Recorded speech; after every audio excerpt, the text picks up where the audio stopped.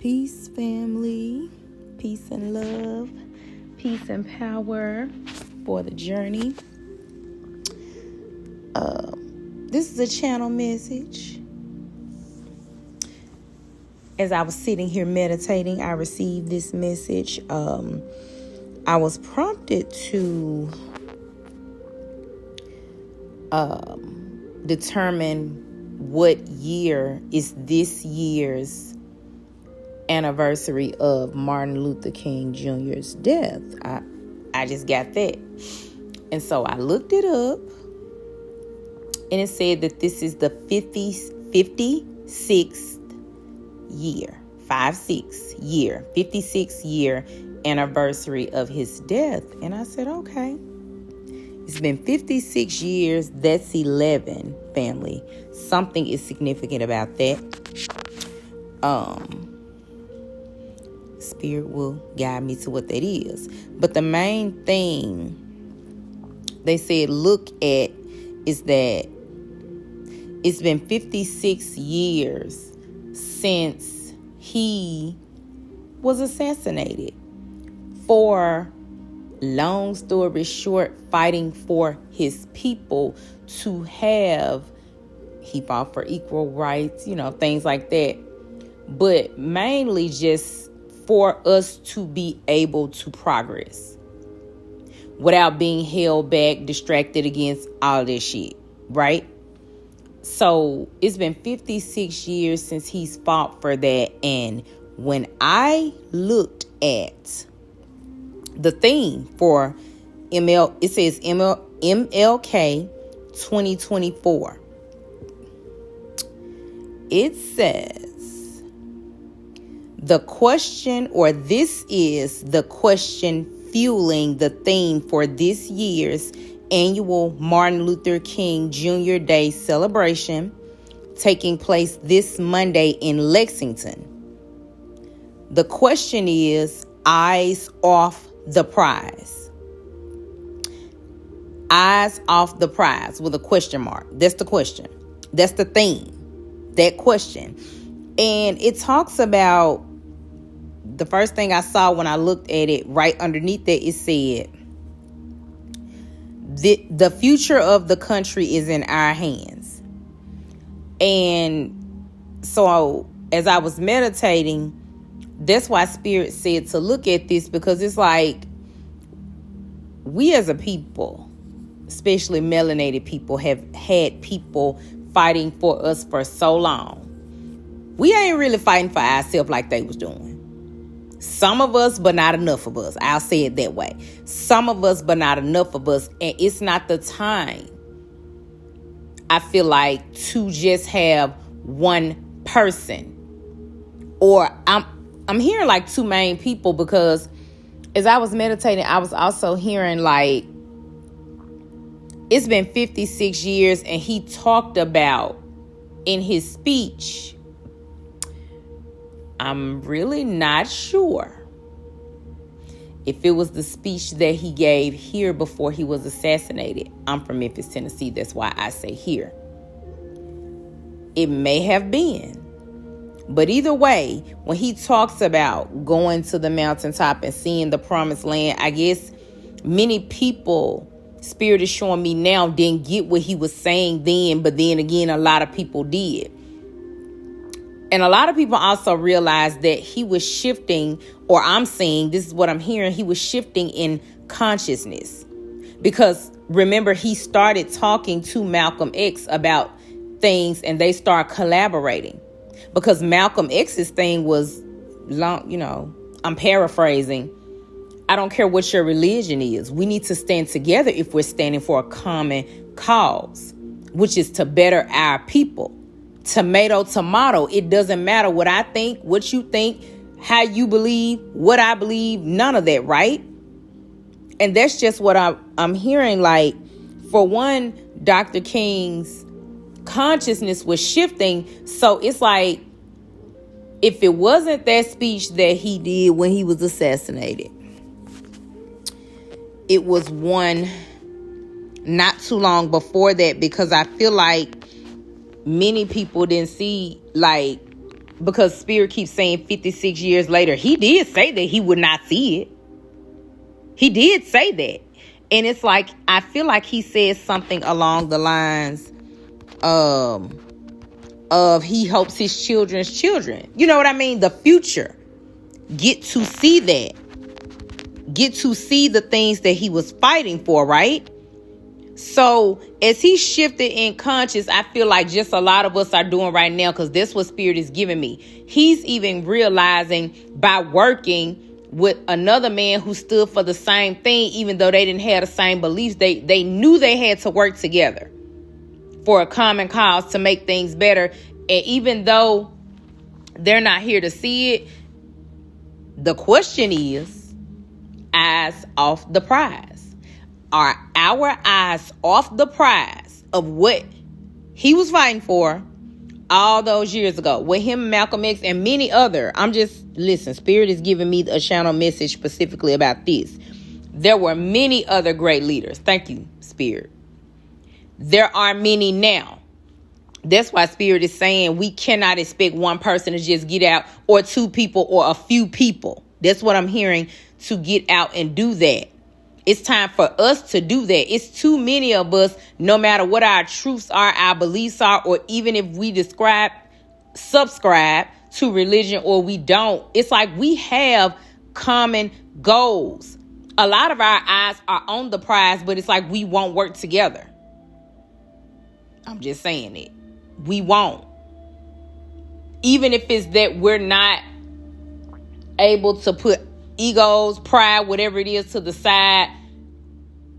And that could be just in you standing in your truth about your truth to see past to the common goal. Because it's like this. If our eyes off the prize, first of all, they work with, was in vain.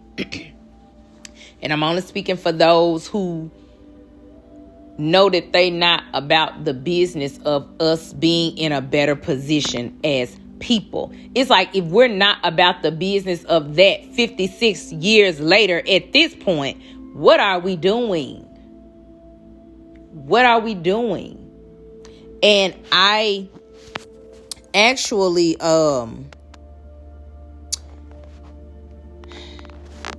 when I looked at that and I saw that quote was saying the future of the country is in our hands, it immediately made me think about the children.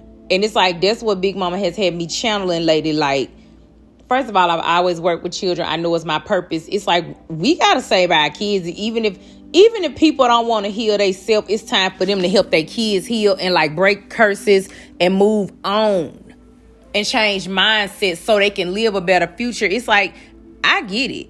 Some people don't want to change for themselves. So it's like, I feel like at this point, it's like, can you just do it?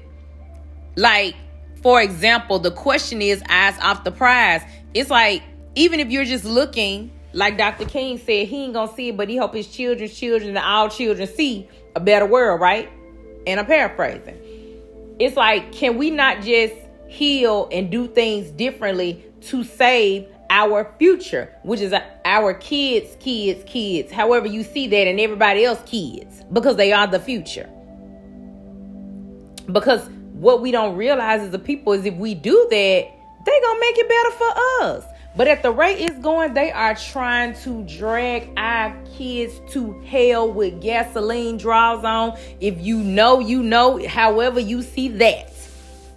They are dragging them there. And if the children truly are the future, are our eyes on the immediate selfishness, what we have going on, older people that don't want to heal because they've been dealing with things too long and they're comfortable and they cool with having the blindfolds on their eyes. But I'm speaking for the youth. I don't care, the good, bad, and the ugly, however you see them, whatever they did. It's a reason they did it. Because one thing about the youth, it's like they look to somebody. And if they look to people and things they were not supposed to look to, then the adults that were in charge of their care failed them. I speak sincerely about that as a parent myself, by birth and by God, to raise other children, and as a teacher teaching children, and as a therapist assisting children and their families with healing. It's like we failed them. Even if other people were, especially my people, if other people were able to get a hold to black kids, come on, we done fucked up. Why are they doing so much to our kids? Because if you look around, they ain't doing it to nobody else's kids because ain't nobody else letting them. And I know I've always heard it. I feel like we're the main people that probably created the whole it takes a village to raise children, because we already know how it is. And I'm pretty sure that's how our ancestors moved. So it's like, if it takes a village, when I say we, I mean we. When I say children, I mean any children that was under your care, whether you birthed them or you had some type of position in their life where you could have influenced them in a positive way. If you didn't choose to do so, we failed them. So are our eyes on the prize? The prize is the future. It's not what's going on right now. Because there will be no future if we don't save them. And I don't even use that word like that, but that's what Spirit is giving me. If we don't save them, there won't be one. The elders are already older in age. We're right behind them, like what we think. And it's like the youth, even if you look at the age range, let's say 25 on down, it's like, come on. That whole spec, like, no, there is no reason. And then all we do, because I had to check my own self and say, I'm not going to do this. All we do is sit back and talk about what the youth is doing wrong. They doing this, they doing that, they killing themselves, all of this. But what are we doing to help them? There is, just think about it on a small level as a parent. Most people, kids out of hand. Because they dropped the ball somewhere. They did too much or they did too little. It is what it is. I hope y'all heal. Because I done been there, done that. Right? So even if you look at it on that level and you just break it down to like your children, your family, and right in your close-knit community, your family members, right? If they are out of hand like that, you mean to tell me a lot of us have big families. Did nobody talk to them? They don't listen to nobody? Because if it takes a village, right, that means the child got to listen to the village. And I feel like a lot of people got out of allowing their children to listen to the village, especially the ones that know they needed the village. Because they wouldn't, you know what I mean? They really need some assistance with their parenting. And on all levels, as a parent, teacher, and therapist, I've seen those, and I see how their kids get lost in the shuffle. So like I said, we as a whole, we failed them. Our eyes on all these other prizes that it don't need to be on. We got our eyes on every other prize, but making sure the youth, the kids, the future is straight. I'm talking about, even if you break it down to parents, like, my people, I love y'all. I love us. I promise I do. But woo, we messed up. I get so tired of people needing assistance with burying their kids, family, whatever. Like, just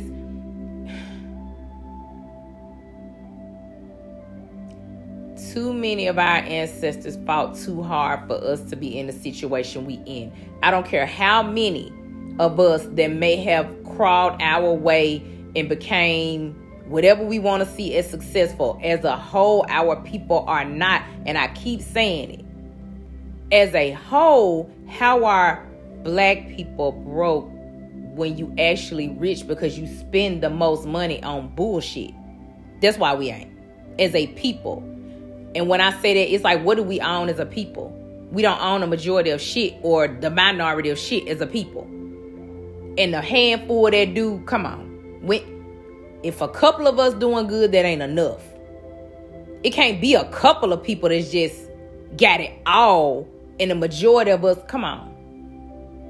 Our ancestors did not fight for that. They did not have that in mind. And our eyes have been on the wrong prizes too long to where we let them, y'all already know who them is. If you been here, we don't say people name because we don't care about them that much. I'm just letting you know who they are. How we let them get our kids. How we let them get hold of our kids. Because somebody knew the children are the future a long time ago, before Whitney Houston was singing it. Somebody knew. We've been knowing it. And somebody figured out a way to get a hold to the future when the elders and the adults' eyes was on different prizes. When they was looking at the little shiny stuff, thinking that was gold, thinking that was the way. And I already said we've all been tricked. We all played the fool. We all were told to, divide as black men and women. Don't like each other, bicker, fight. You know what I mean? They pinned us against each other. It is what it is. You got to go do your research on it if you don't know. Then when they did that, they split the family up. Then they start offering all this government stuff, making the women think they were empowered just to remove the men. The first way to conquer women is to remove the males that can protect them. Okay, so anyway, then when you remove them, if you get a hold to the women, how the women gonna protect their kids? No, we couldn't protect our kids because you told us we had to go to work. Because you removed a man, dangle that other little stuff that really wasn't enough for us to take care of our kids as a whole. So we had to go to work. So then you made women feel good about going to work, like we really was doing something. So we worked too damn much, and we were not mothering and nurturing. Oh, because you send our kids to school. Okay. Then what else you do? School to prison pipeline. That's what you did. And what else? Yeah. Music, because everybody know. I can't remember whose quote it was, but it was like, if I get their music, that's how I get the culture. That's how I get the youth, mainly. Because they're very influential. The youth and the young-minded, I'll say it that way. Because some adults are young-minded. If they don't see the issue here and try to do something about it, remember, most of us are parents, aunts, uncles, some grandparents, something along that line. You have nieces and nephews, you have people. So even if it's just on the level, because listen, too many families all over that look like us are suffering and going through stuff. So I already know this is a problem. For anybody that it hasn't touched, you should be showing much gratitude. But for many of us who have had young people to have many issues, from mental health to violence to trauma, all kind of stuff going on, and they out here. And they out here being influenced by the music and social media. And I'm going to go back and say it again. So you mean nobody in the village couldn't talk to him, couldn't get a hold to him? Because, I talk to mine, even when I think they ain't listening, I be like, yeah, they gonna remember one day. I'd rather say it than not say it. They'll tell you. And the happiest day is when my son, who is an adult, first of all, the happiest day was to really see him doing well, standing on his own, and not in no bullshit. Thank you, Spirit. But the second one was when he said, you and my dad thought I wasn't listening. I heard everything y'all said. My life is a reflection of me listening to y'all, because I could have been doing something else. That's what he said. And I knew he was right. So when you think that what you're saying is not helping, yes, it is. And when you think that you not saying something ain't hurting them, yes, it is. I don't care if they get mad or anything like that, because I'm telling you, even as a parent, we all know that our kids don't talk to us sometimes. I remember telling my son, make sure you just talk to somebody that's going to give you good advice. Gratefully, he had that in male figures. Because you got to want your kids to talk to somebody, because there's too much going on out here that can influence them for them not to be talked to. Or as soon as they do something wrong, you just dwelling on the negative, but you never try to give them any guidance. I'm telling you, I've had family members and clients to say that when they spoke about mainly their parents, but their loved ones, they like, they don't listen to nothing I say. But as soon as I get in trouble, it's like, what happened to teaching? Oh, we sent them to school and let them teach them. And we were at work because we had the eyes on the prize. The American dream. We had our eyes on that prize. We had to take care of them, right? Especially the more stuff they kept popping up with, showing our kids so they would want it, so we would go buy it. It's like the more we work, less time we spent with them, teaching them, guiding them, protecting them. And Spirit just led me to look at that. Like, it's 56 years after our ancestors, specifically, Dr. King, was fighting for us to be in a better place. Let me just say it that way. We in a better place than what we now. Thank you, Spirit. Spirit, like, not really. We think we are. Thank you, Spirit. Like, no. We are not in a better place than we think we were.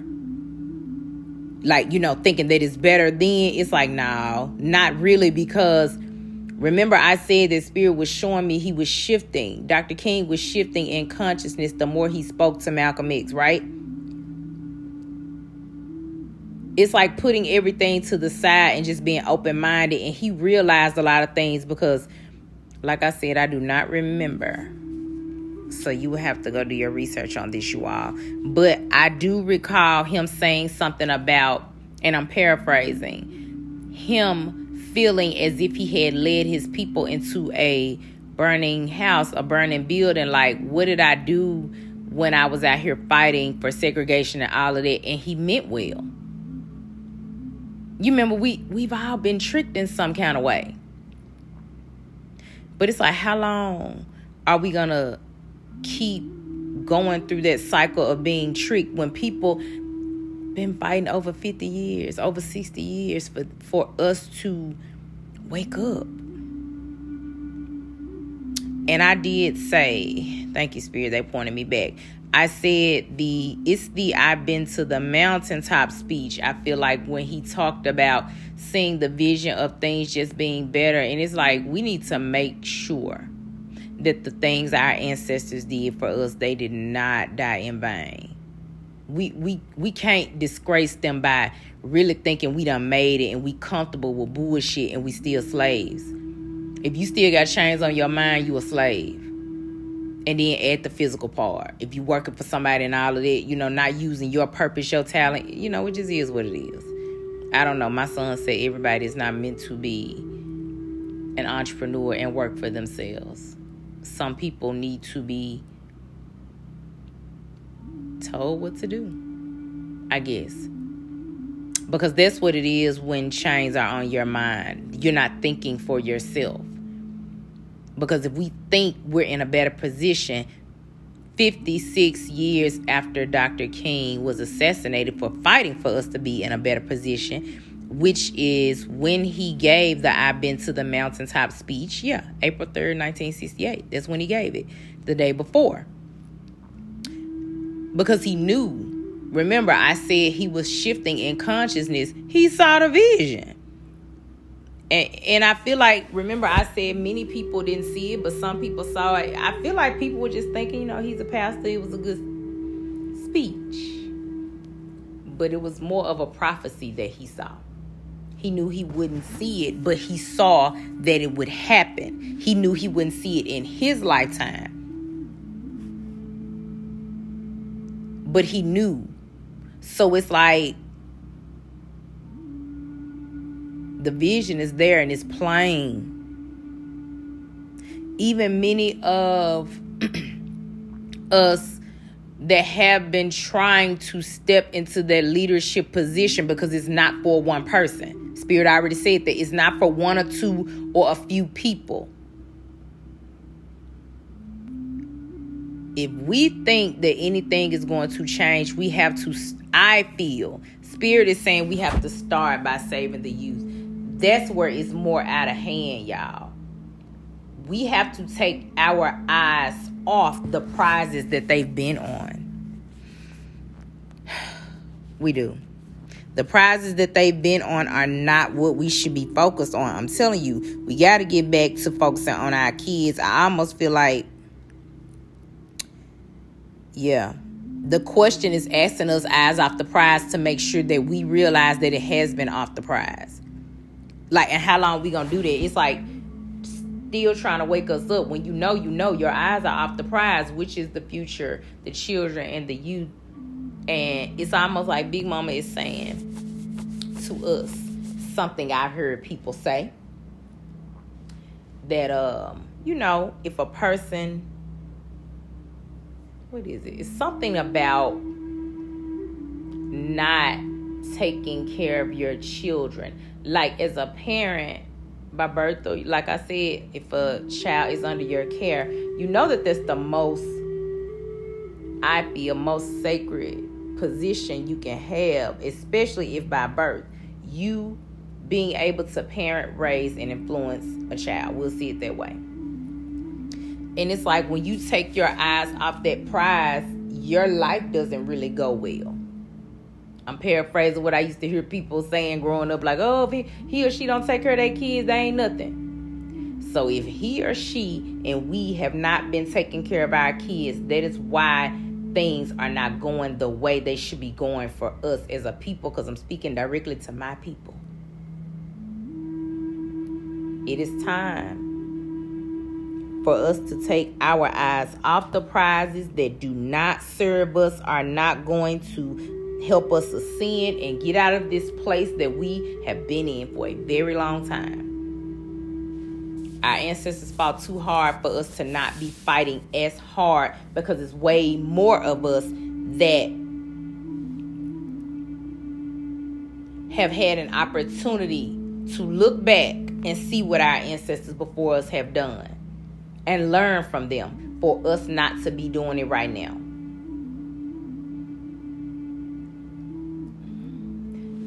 The future is in our hands.